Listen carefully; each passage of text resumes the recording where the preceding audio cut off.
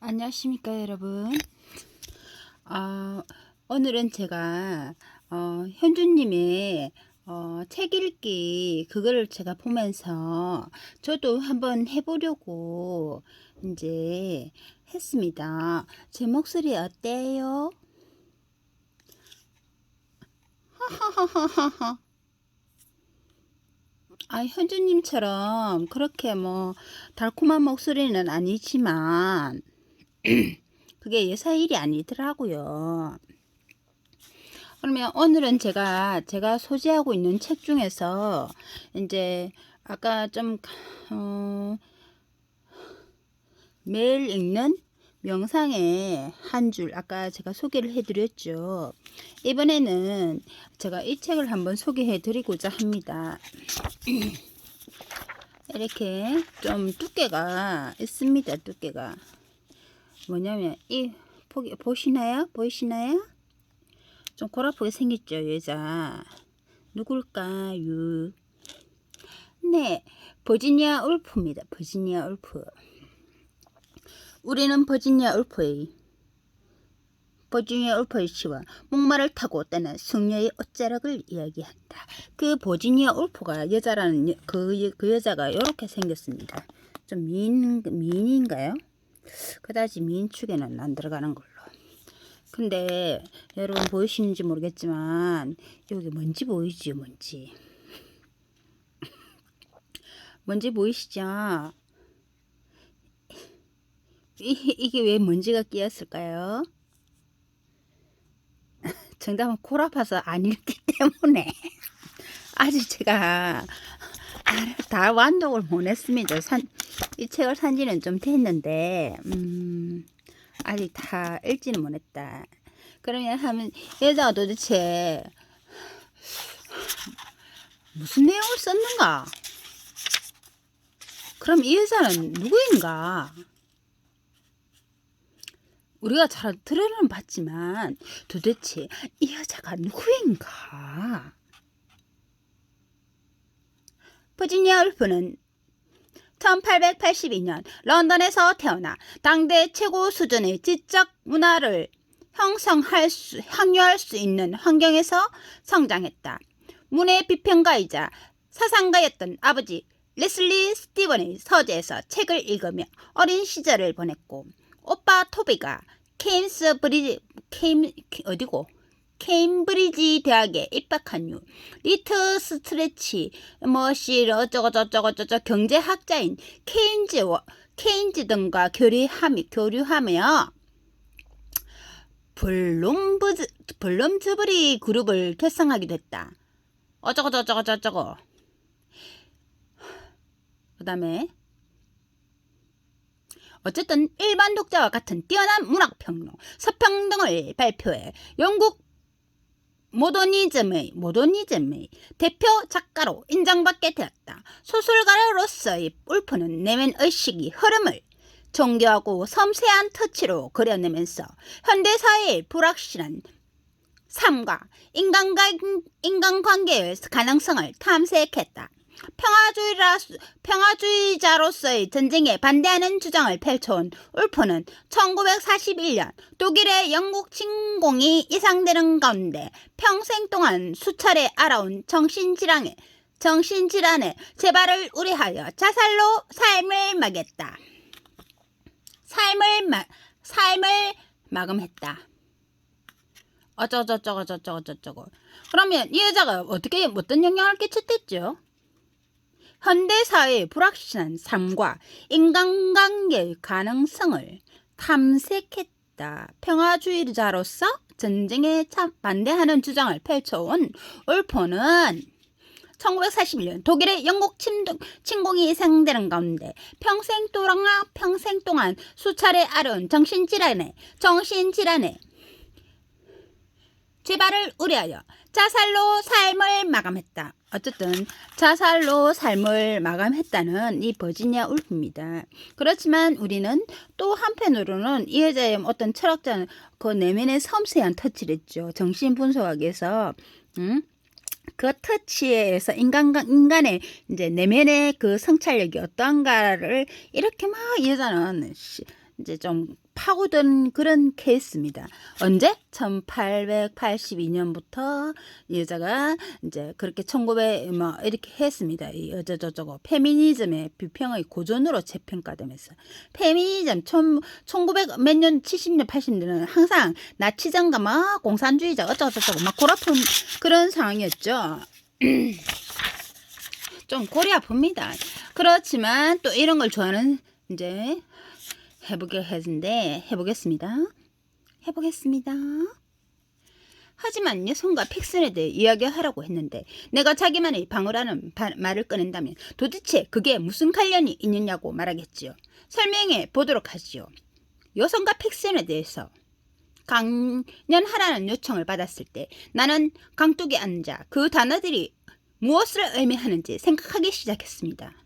그것은 그저 페니비니에 관해 대한 몇 마디 언급과 제인 오스틴에 관한 더 높은 논평, 브론테 자매에 대한 찬사와 눈높인 호이스 목사관에 대한 묘사, 가능하다면 미터 포드 양에 대한 몇 마디 제담, 조지 엘리엇에 대한 경의에 찬 암시, 캐스넷 부인에 관한 언급을 의미하고 또 그것으로 충분할 수도 있겠지요. 그러나 다시 생각해보니 그 단어들은 그리 단순해 보이지 않았습니다. 여성과 픽션이라는 제목은 여성과 여성이 과연 어떤 의미인가를 의미할 수도 있고 어쩌면 여러분은 그런 의미를 생각하고 있을 수도 있습니다. 아니면 여성과 여성이 쓴 픽션을 의미할 수도 있죠. 혹은 여성과 여성에 관해 쓰인 픽션을 뜻할 수도 있겠죠. 또한 이 세 가지가 뒤섞여 있으므로 이 세 관점들을 통하여 이 문제에 접근하리라 기대할 수도 있을 것입니다. 그러나 그중 가장 흥미롭게 보이는 이 마지막 방법으로 그 주제를 고찰하기 시작하자 거기에는 치명적인 결함이 있다는 사실을 이내 알게 되었습니다. 나는 결코 결론에 도달할 수 없을 것입니다. 그러므로 강연자의 첫 번째 의무를 완수할 수 없을 것이란 사실을 깨닫게 되었지요. 1시간의 강연이 끝난 후 여러분의 공채 갈피 속에 숨겨진 채 벽난로 위 선반에 영원히 보관될 순수한 진실의 알맹이를 전달해 줘야 하는 임무를 말입니다. 내가 할 수 있는 일이라고는 고작해야 별로 중요해 보이지 않는 한 가지 의견, 즉 여성이 픽션을 쓰기 위해서는 돈과 자기만의 방이 있어야 한다는 의견을 제시하는 것입니다.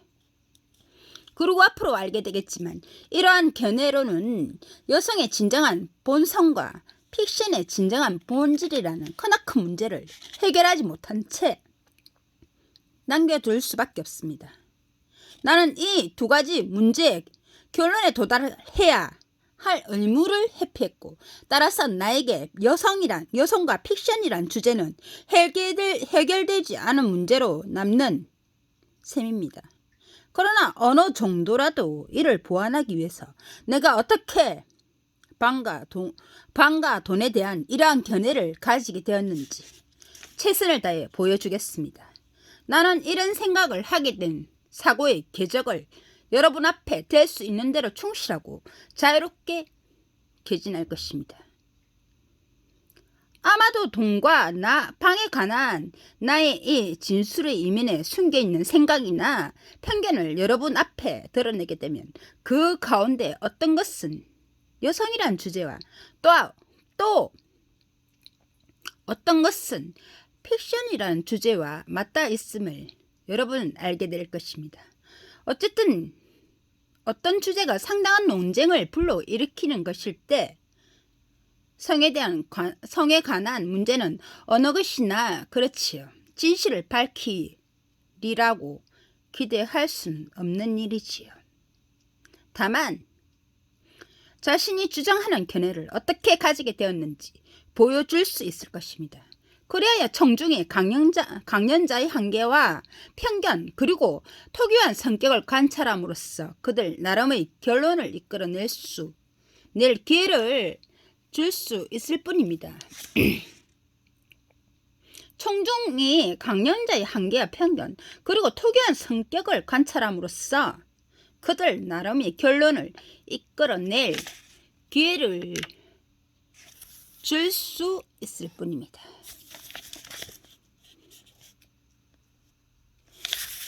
이런 점에서는 사실보다도 호구가 더 많은 진실을 내포할 것입니다.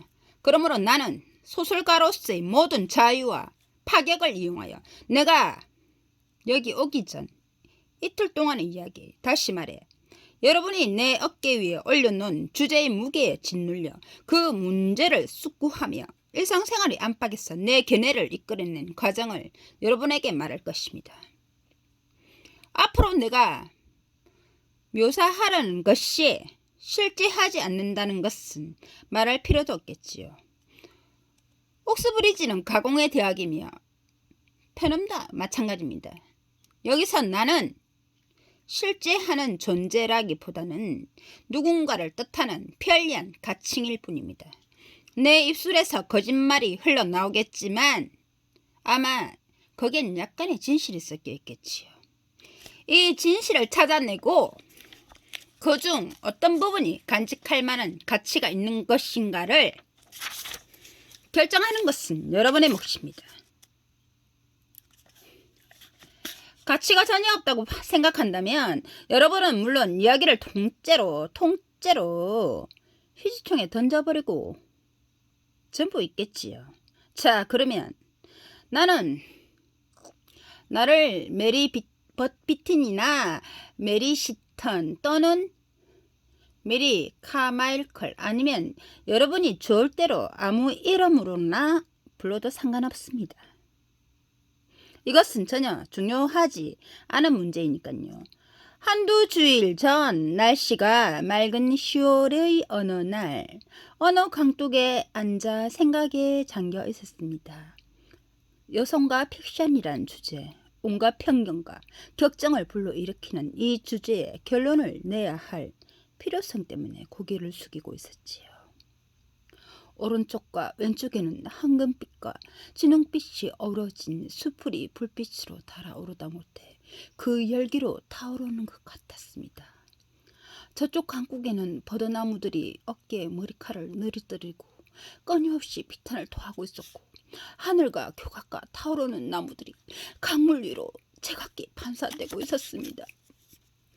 한 학부생이 물 위에 비친 그림자 사이로 보트를 저 지나가자 곧 그 그림자들은 아무 일도 없었다는 듯 다시 온전한 제 모습을 찾았습니다. 그곳에라면 생각에 잠긴 채 24시간을 계속 앉아 있을 수도 있었을 것입니다. 사색, 실제 그 값어치보다 좀 더 당당한 이름으로 부르자면 그 낚싯대를 강물 속에 들여왔습니다. 그것은 몇 분간 물 위에 비친 그림자와 수초 사이에서 이리저리 흔들리고 물결을 따라 오르락 내리락 했지요. 마침내 아시다시피 미약하게 끌어당기는 힘이 느껴지자 낚싯줄 끝에 어떤 생각이 갑작스럽게 연결되었습니다. 그래, 그것을 조심스레 잡아당겨 살짝 펼쳐놓았지요. 풀잎 위에 내려앉자 나의 이 사고는 얼마나 작고 하찮게 보이는지요. 살에 깊은 어부라면 언젠가 살이 더 붙어 요리해 먹을 수 있을 만큼 자라도록 다시 물속에 놓아줄 정도의 물고기였습니다. 그 생각이 어떤 것인가 하는 문제로 지금 여러분을 번거롭게 하진 않겠습니다.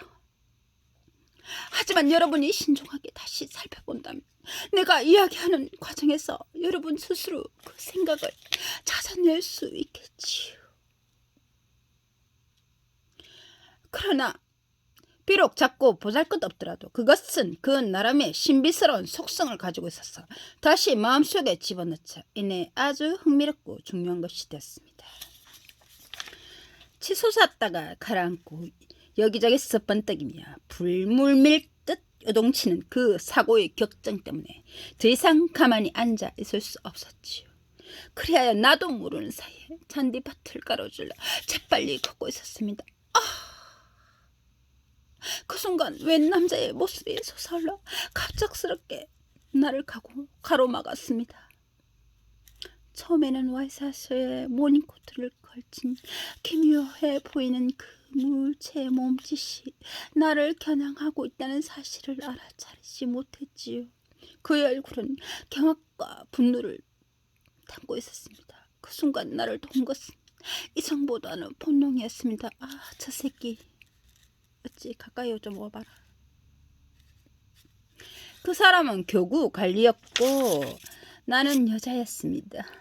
이곳은 잔디밭이었고 인도는 저편에 있었습니다. 이곳은 대학의 특별연구원이나 학자들에게만 허용된 장소였으며 내게 적합한 곳은 자갈길이었습니다. 아유 아파라.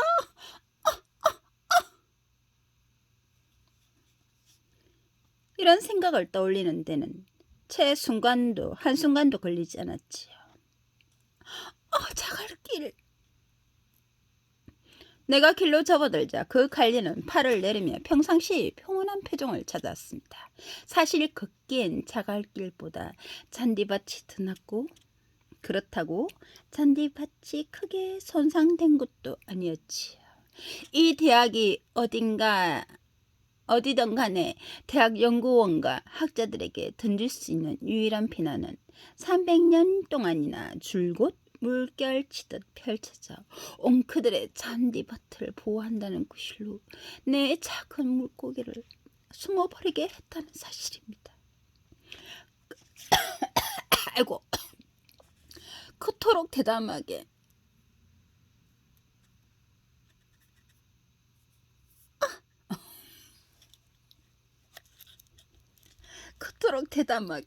잔디밭으로 침입하도록 나를 격동시킨 그 생각이 무엇이는지 이제는 기억해낼 수 없습니다. 너무 늙어서. 평화의 정령이 하늘에서 구름처럼 내려앉았지요.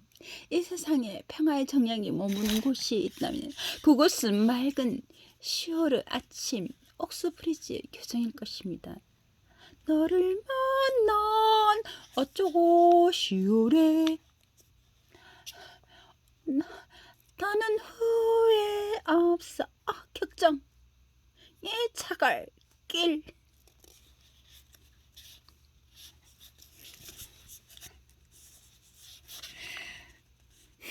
오래된 강단을 지나 단과대학 사이를 단과대학 이놈의 단과대학 사이를 어성거리다 보니 좀 전에 고약한 기분이 가라앉는 듯했지요. 몸은 어떤 소리도 꿰뚫을 수 없는 신기한 유리 상자 속에 들어가 있고 마음은 현실과의 접촉에서 해방되어 다시 잔디밭에 침입하지만 않는다면 그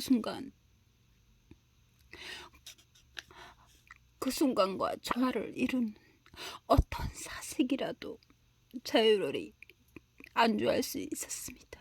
아주 우연히도 찰스램이 긴 방학 동안 옥스브리지를 방문하고 나서 썼다던 오래된 수풀이 떠오르자 그를 생각하게 되었지요.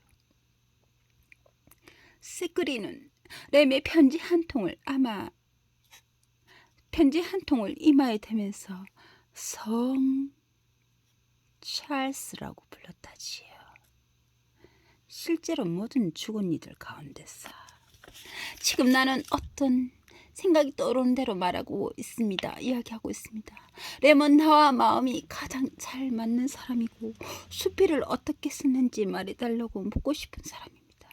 그의 수필들이 맥스 비어봄의 완벽한 수필보다 탁월한 것은 그 칠기에 번득이는 상상력과 사이사이로 번개치듯 빛나는 천재성이 그 수필들의 결함을 제공하고 또 불완전한 형식을 만들지만 동시에 그의 수필에 점점이 실을 뿌려놓기 때문입니다. 램이 옥스브리지 왔던 때는 아마 100년 전쯤일 것입니다. 분명 그는 이곳에 이곳에서 원고 상태의 밀턴의 시 한 편을 보고 그것에 관한 수필, 그 제목은 생각이 나지 않는군요. 스치야. 그 시가 아마 리시다스였을 겁니다. 램은 리시다스에 나오는 어떤 단어라도 현재의 시와 달라질 수 있었다는 사실을 생각하고 자신이 얼마나 충격을 받았는지를 썼습니다. 밀턴이 그 시의 단어들을 바꾼다는 생각만으로도 그에게는 일종의 신성모독으로 여겨졌지요. 이런 생각을 하면서 나는 리시다스에서 기억할 수 있는 모든 것을 생각해내고 밀턴이 고친 단어가 어느 것이었을까, 그리고 고친 이유가 무엇일까를 추측하게 되었습니다. 바로 그때 램이 보았던 그 원고가 몇십 미터 떨어지지 않은 곳에 있으며 뜰을 가로질러 램의 발자국을 따라 그 보물이 보관된 그 유명한 도서관으로 가볼 수가 있으리라는 생각이 들었습니다. 게다가 세크릴 헨리 에스먼드 원고가 보관되어 있는 곳도 바로 그 유명한 도서관이라는 사실을 상기하면서 나는 이 계획을 실행에 옮겼습니다. 비평가들은 흔히 헨리 에스먼드가 세클이 가장 완벽한 소설이라고 하지요. 그러나 내가 기억하기로는 18세기의 문체를 모방한 꾸밈이 많은 문체가 장애가 됩니다. 실제로 18세기의 문체가 그에게 자연스러운 것이 아니었다면 말이지요. 이것은 원고를 살펴봄으로써, 그리고 개작이 문제를 위한 것이었는지 아니면 의미를 위한 것이었는지를 판가름함으로써 입증할 수 있는 사실입니다. 그러나 그러려면 무엇이 문체이고 무엇이 의미인지를 결정해야 하겠죠. 이런 질문은, 그러나 실제로는 여기서 나는 도서관으로 이르는 문 앞에 서 있었습니다. 그리고 틀림없이 문을 열었을 겁니다. 왜냐하면 흰날개가 아닌 검은 가운을 펄럭거리며 길을 가로막는 수호 천사처럼 친절한 은발의 신사가 금세 나타났으니까요.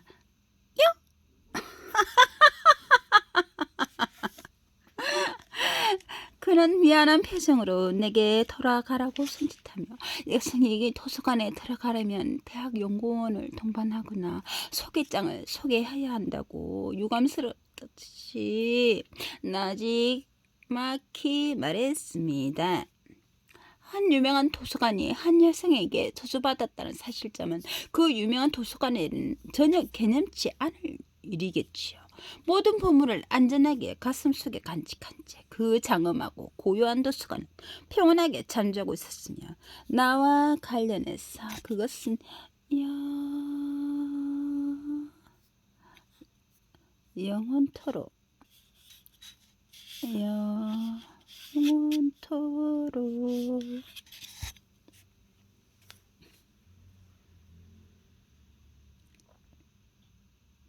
그렇게 잠길 것입니다. 분노에 차서 계단을 내려오며 다신 이 메아리들을 깨우지 않으리라. 다시는 호의적인 수락을 요청하지 않으리라고 맹세했으니까요. 아직도 오창까지는 1시간이 남아있었습니다. 그러니 무엇을 해야 할까요? 강변에 풀밭을 걸어다닐까요? 강둑에 앉아있을까요? 정말 아름다운 가을 아침이었습니다. 나뭇잎들이 붉은 빛으로 퍼덕이며 땅에 떨어졌지요. 무엇을 하든지 큰 어려움은 없었습니다. 그런데 음악 소리가 내 귀에 와닿았습니다. 예배나 축전이 거행되려는 것이지요. 교회당 문을 지나갈 때 오르간이 웅장한 소리로 하소연했습니다. 기독교의 비애조차 그 맑은 공기 속에서는 슬픔 그 자체라기보다는 슬픔의 해상처럼 들렸습니다. 심지어 오래된 오르간의 신음소리도 평화로움에 폭언이 안겨있는 듯이 들렸지요. 내게 그럴 권리가 있다 하더라도 들어가고 싶은 생각은 없었습니다. 이번에는 교회당 안내인이 나타나 나를 멈춰 세우고 아마 세례증명서를 요구하거나 사제장의 소개장을 보여달라고 하겠지요. 그러나 이 장엄한 대학교회당 건물의 내부는 때로 내부만큼이나 아름답습니다. 게다가 사람들이 벌집 입구에 벌들처럼 떼지어 들어오고 나가며 교회당 문 앞에서 분주하게 다니는 것을 지켜보는 일도 충분히 재밌었지요.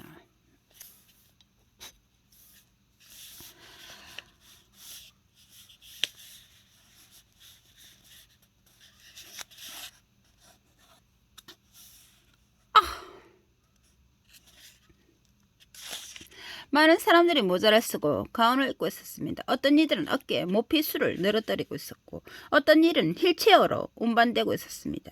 중년이 채 지나지 않았지만 너무나 기이한 행태로 구겨지고 뭉개진 나머지 유리수족관의 모래 속에서 힘들이 오르내리는 거대한 개와 가재를 연상시키는 사람들도 있었습니다. 내가 벽에 기대어 서 있는 동안 그 대학은 실제로 성소처럼 보였고 그 안에 보관된 희귀한 유형들은 스트랜드의 거리의 포장도로 위에서 생존투쟁을 하도록 내버려 둔다면 곧 폐물이 될 것들로 보였지요. 옛 사제장들과 연구원들에 대한 오래전 이야기가 떠올랐습니다. 그러나 내가 휘파람을 용기를 내기도 전에 휘파람 소리가 나면 늙은 모 교수님이 즉시 뛰어왔다고 전해지긴 했지요. 그 고상한 해중은 안으로 들어가 버렸습니다. 교회당 건물만 남아 있습니다. 아시다시피 그 높고 둥근 지붕과 첨탑들은 항상 항해하면서도 도달할 곳을 영원히 찾지 못하는 돛담배처럼 밤에 불을 밝히면 언덕 너머 멀리 몇 마일 떨어진 곳에서도 보이지요. 아마도 과거에는 이 매끄러운 잔디밭이 있는 뜰과 장엄한 대학 근무들과 교회당조차 습지였을 것이며 곰팡이 썰었겠네요. 잡초들이 물결치고 돼지들이 코를 박고 먹을 것을 찾아다니는 곳이었을 것입니다. 수십 마리의 말과 항소들이 멀리 떨어진 곳에서 술에 돌을 싣고 날아왔을 것입니다. 내가 서 있는 곳에 그림자를 들이운 이 커다란 회색 건물은 주춧돌 위에 순서대로 돌을 쌓아 올려 평형을 유지하는데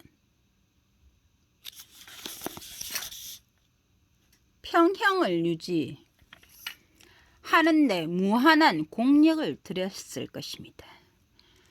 도색공들은 창문에 끼울 유리를 날라왔고 석공들은 몇 세길 동안 지붕 위에서 접착용품과 시멘트, 삽, 흑선을 들고 분주했을 것입니다. 토요일마다 누군가는 가죽 지갑에서 금화와 은화를 꺼내 그들의 늙은 소나기에서 떨어뜨렸겠지요. 그들도 아마 하루 저녁잠은 마시고 즐겼을 테니까요. 돌을 끊임없이 운반하고 석공들이 계속해서 일하도록 금화와 은화의 물결로 연이어 이 대학 구내로 흘러들었을 것입니다. 하지만 그때는 신앙의 시대였지요. 굳건한 초석 위에 이 돌들을 쌓느라 후하게 돈을 쏟아부었고 더욱이 여기서 찬송가를 부르고 학생들을 가르치기 위해 왕과 여왕과 귀족들은 돈께로부터 더 많은 돈을 쏟아부었을 것입니다.